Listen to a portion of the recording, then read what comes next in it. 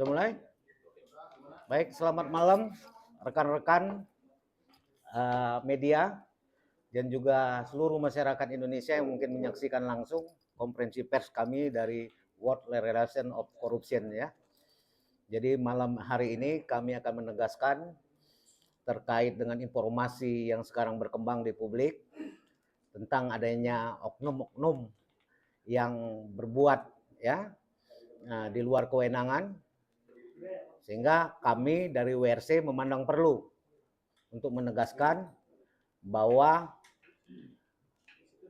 klien kami atas nama AN dan B dengan tegas menyatakan bahwa harus dilakukan penegakan hukum. Maka kami dari WRC dengan tegas menyatakan akan mengambil langkah-langkah hukum untuk mencapai keadilan untuk kepentingan dari klien kami. Sebelumnya saya perkenalkan, saya Ketua Divisi Hukum DPP WRC. Hadir bersama kami di sini Bapak Ketua Umum, Bapak Ari Chandra, SHMH. Kemudian di sini ada hadir juga Dewan Pengawas WRC, Bapak Purba. Kemudian hadir juga Bapak Riki selaku Dewan Pengawas DPP. Kemudian tim pelaksana kami yaitu Ketua Divisi Hukum DKI Jakarta, Bapak Pahala Manurung. Jadi kami tegaskan di sini bahwa sampai kapanpun, dalam kondisi apapun, WRC siap untuk mengawal proses hukum yang terjadi terhadap klien kami. Selanjutnya mungkin Bapak Ketua Umum. Ya, terima kasih banyak kepada rekan-rekan wartawan. Pada hari ini tentunya kami memperkenalkan diri bahwasanya dalam perkara ini adalah sebuah motivasi buat kami tentunya. WRC menanggapi terkait dengan adanya dugaan tindak pidana korupsi berawal dari sana. Karena ini dipandang perlu sangat memungkinkan, maka kami mengambil satu kesimpulan dengan hasil beberapa pendapat dan beberapa hasil gelar perkara tentunya. Maka kami juga meminta kepada divisi hukum melalui Pak Romi dengan Pak Pahala tentunya. Nah, adapun masalah terkait masalah bidang hukumnya, silakan nanti rekan-rekan bertanya kepada divisi hukum, kepada Bang Romi juga kepada Pak Pahala. Itu saja dari saya.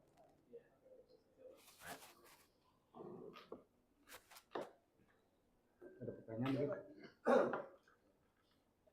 Ya, terima kasih.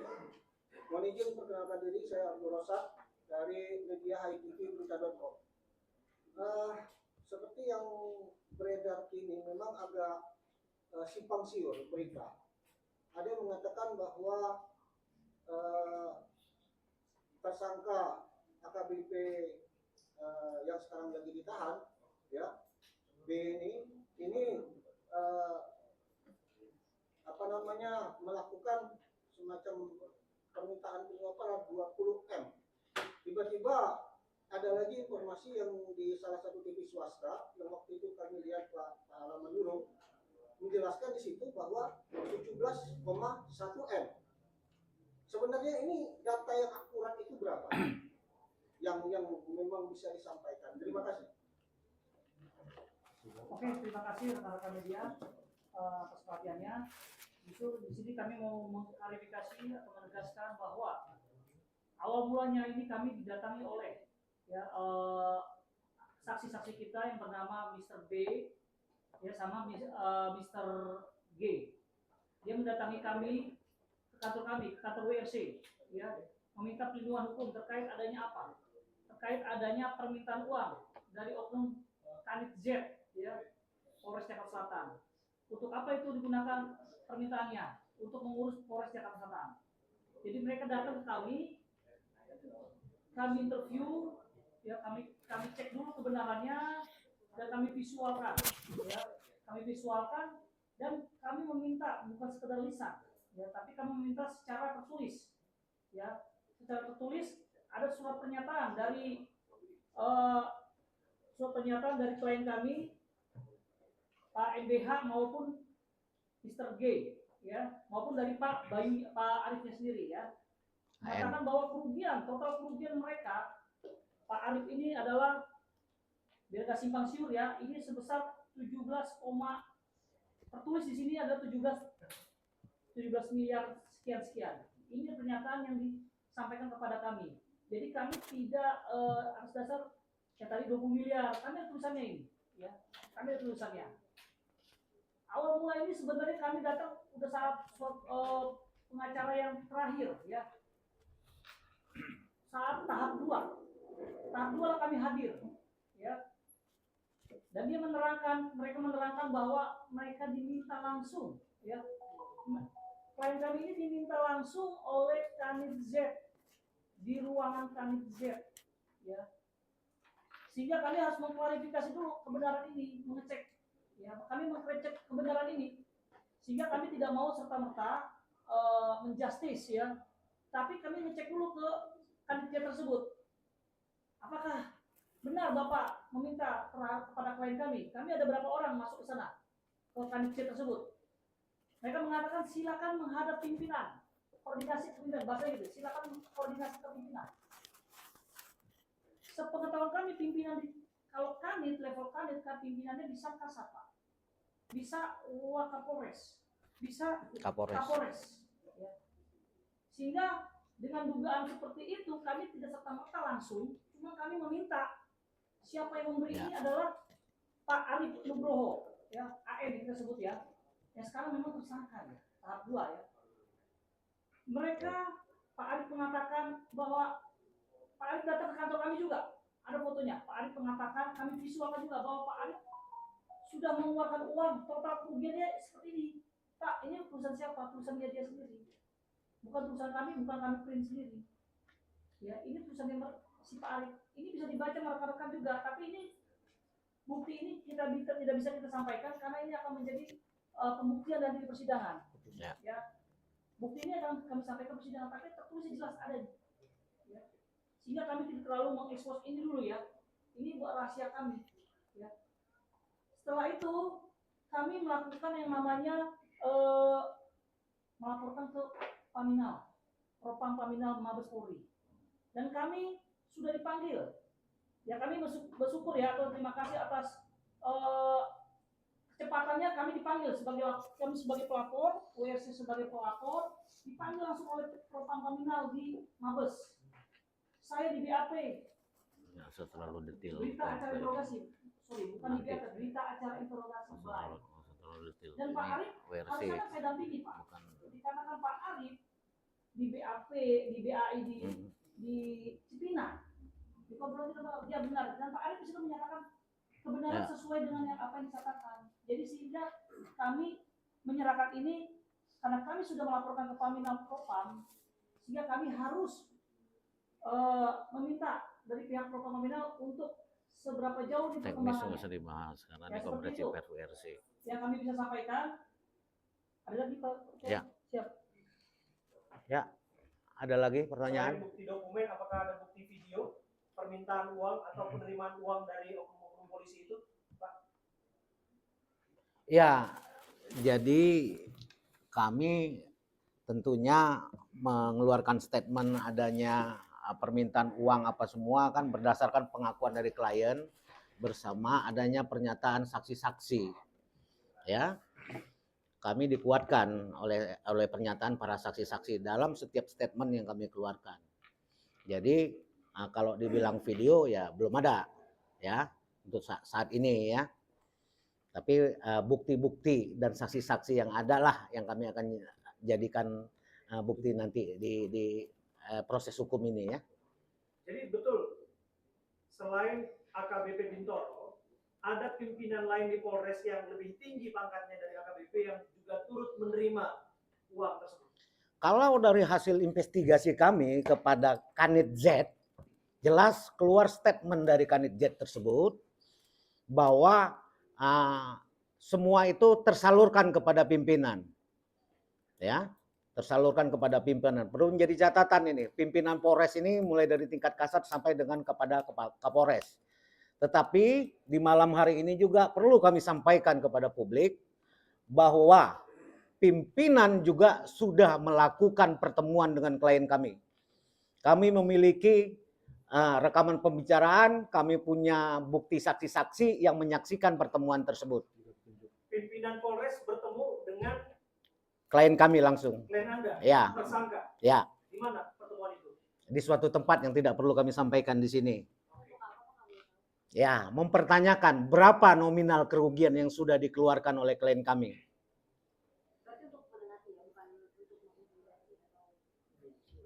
Maksud dari pertemuan itu apa? Itu yang harus dijelaskan.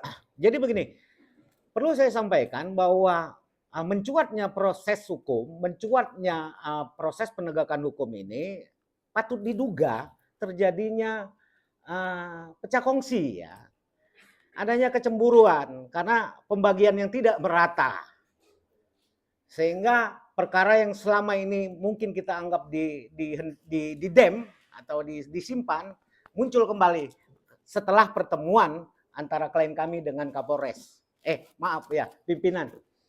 Terus kaitannya dengan Evelyn bagaimana?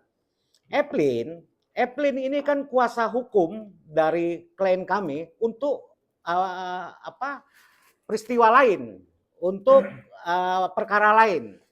Kemudian tiba-tiba muncul perkara ini, beliau langsung menyodorkan diri untuk menyelesaikan dengan pihak-pihak terkait.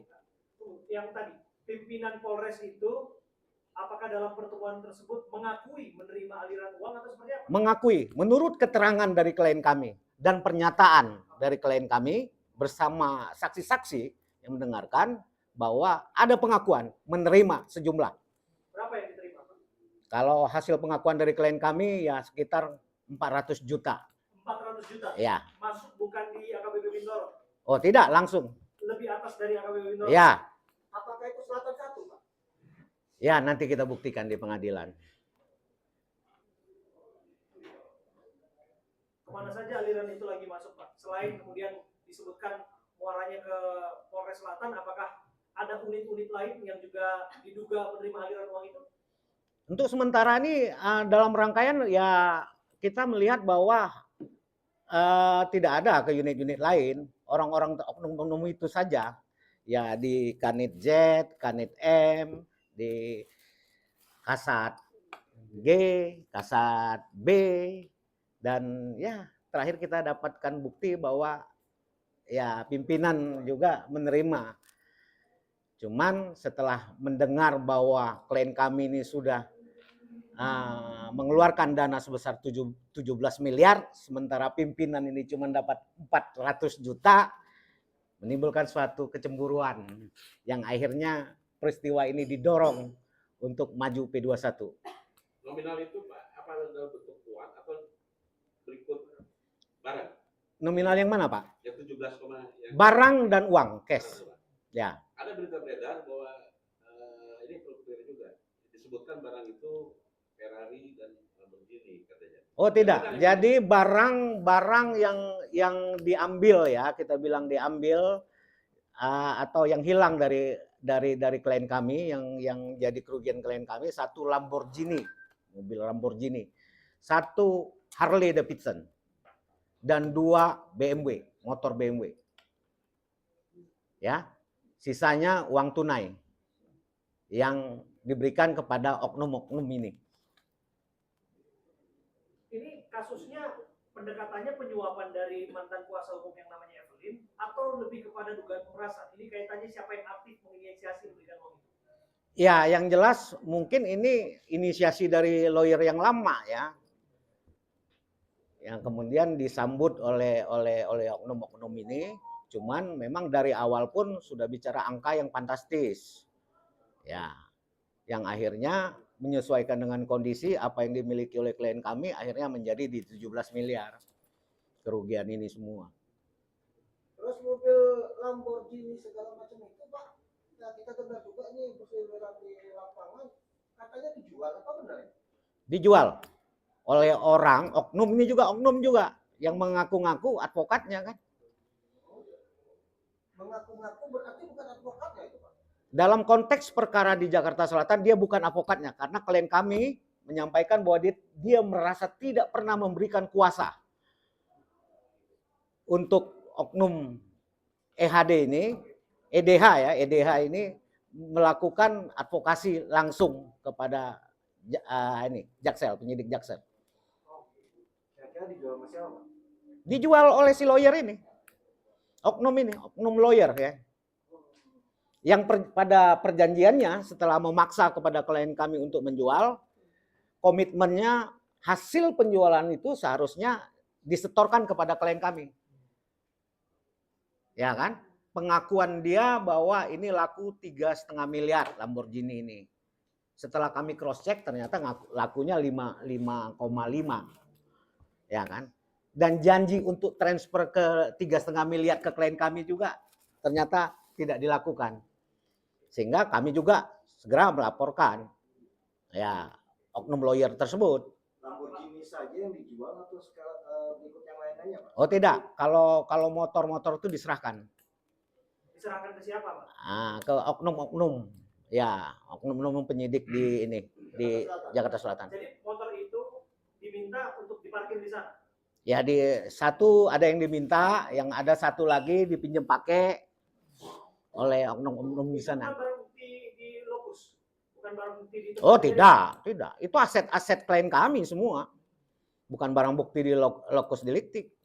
Bukan temuan di tempat kejadian perkara. Siapa yang minta motor itu, Pak? Ya oknum Z.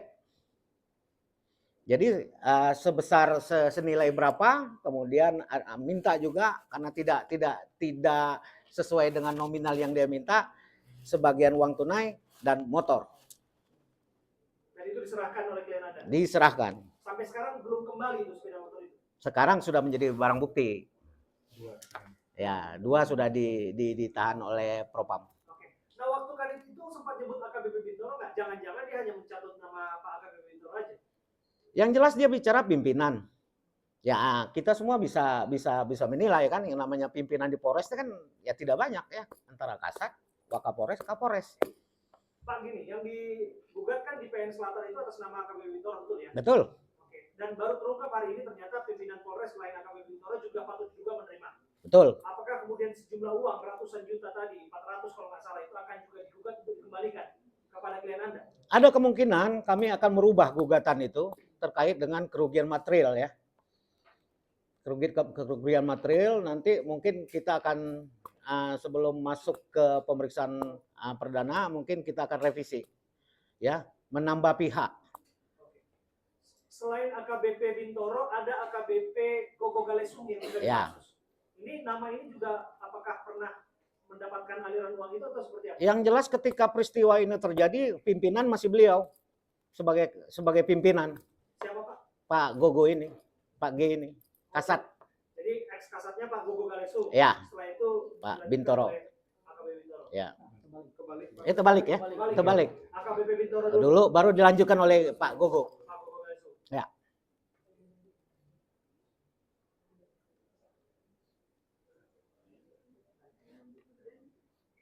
Ada lagi? Ada Silakan. lagi pertanyaan? Soal kelanjutan kasusnya Pak, kelanjutan kasus yang tadinya sudah P21 itu saat ini statusnya seperti apa? Klien Anda statusnya juga seperti apa saat ini Pak? Ya, pada intinya kami masih menunggu pelimpahan ya. Bahwa peristiwa ini nanti dilimpahkan oleh jaksa penuntut umum ke pengadilan. Ya, nanti ya kita tinggal tunggu pemberitahuan bahwa kapan persidangan. Yang uang itu kasus ini tetap berjalan? Oh, tetap berjalan. Pak, terakhir kan kita dengar keterangan dari Pak AKBP Bintoro, dia sebutkan tidak menerima, tidak pernah berkomunikasi langsung, bisa dicek rekening koran segala macam gitu kan ya. Terus kemudian terakhir juga ada informasi bahwa justru Pak Kapolres lah atau pimpinan Polres yang ada di sana yang mendorong agar kasus itu di P21. Jadi kalau nama-nama itu dicatut, mereka alasan seperti itu bagaimana Bapak menjawab? Yang jelas kan kami sudah mengantongi bukti pengakuan dari Kanit Z. Ya, bahwa sejumlah nilai uang masuk segini, dia hanya terima segini, sisanya disampaikan kepada pimpinan. Pimpinan Kanit siapa? Kita kan tahu. Ya. 550 pertama diterima oleh Kanit Z. Dia hanya pengakuan beliau hanya menerima 50. Yang 500-nya ke pimpinan.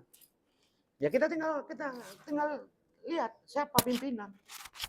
Awal mula kasus ini terungkap kan karena ada kasus tentang anak yang terjerat masalah hukum. Ya.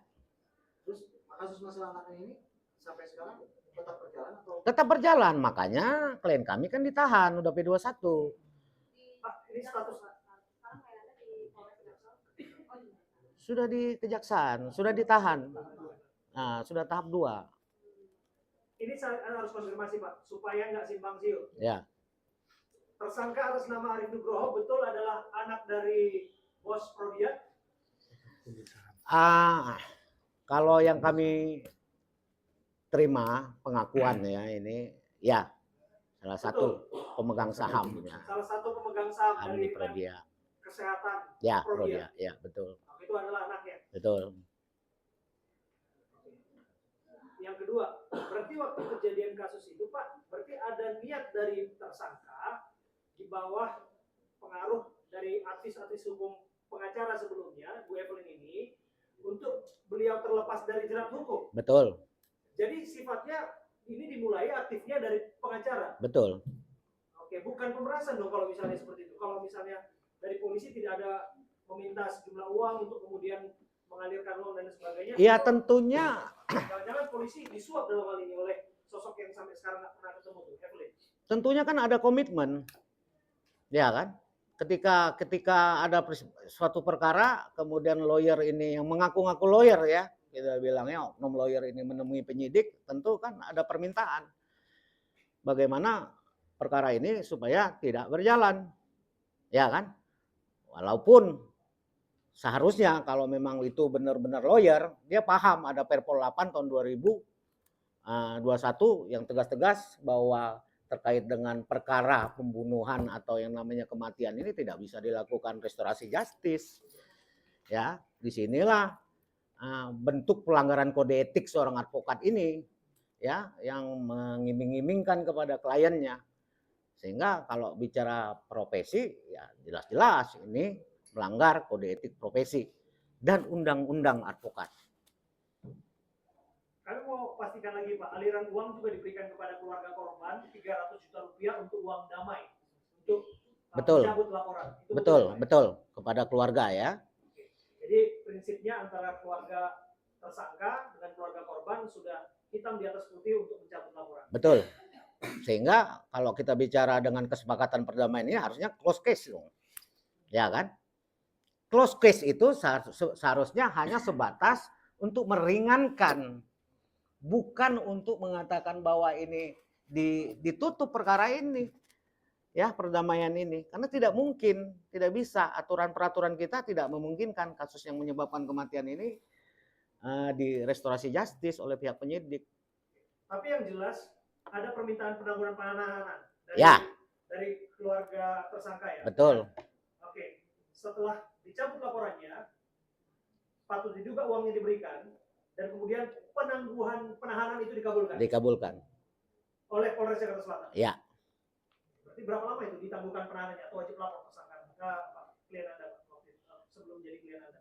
Berapa hari ya Pak Pahala ditahan nih klien kita? Ya, klien kami ini ditahan tanggal 25 April. 25 April. Iya. 2024 ya. Ya, 2024. Jadi penangguhan penahanannya setelah itu. Ya. Berapa lama? Hampir setahun dong. Klien kami ditangkap 2 kali. Ya. Sekali di tanggal antara 23 sampai 25 April, itu penangkapan pertama. Setelah itu penangguhan. Itu antara si Arif dan Bayu. Setelah penangguhan mereka keluar dua-duanya, ditangkap lagi klien kami yang namanya Pak Arif. Di bulan Oktober. Ditangkap lagi. Tapi si Pak Bayunya kagak ditangkap. Yang ditangkap adalah Pak Arif. Itu yang habis itu penangguhan. Penangguhan tahap 2 lah baru ditangkap lagi, yang ketiga lah dua-duanya ditangkap. Tahap 2. Disitulah baru kami masuk. Setelah tahap 2.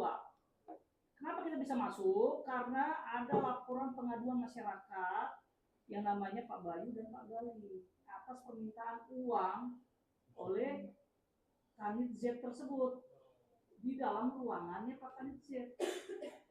dihadiri saksi 3 orang. Satunya lagi ada Mr. D, ND itu. Siapa itu? Ya.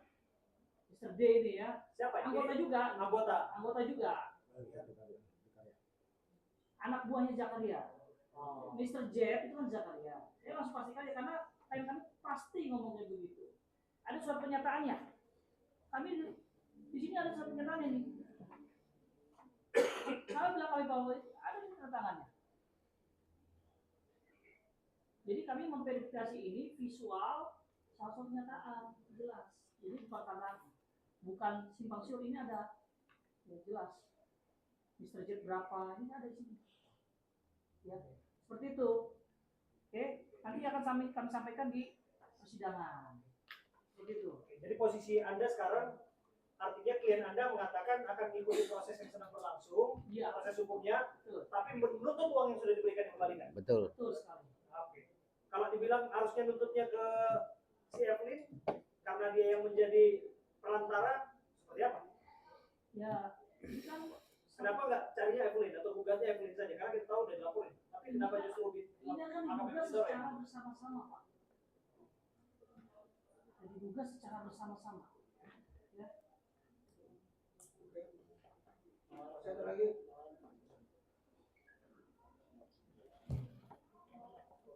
Ada lagi rekan-rekan?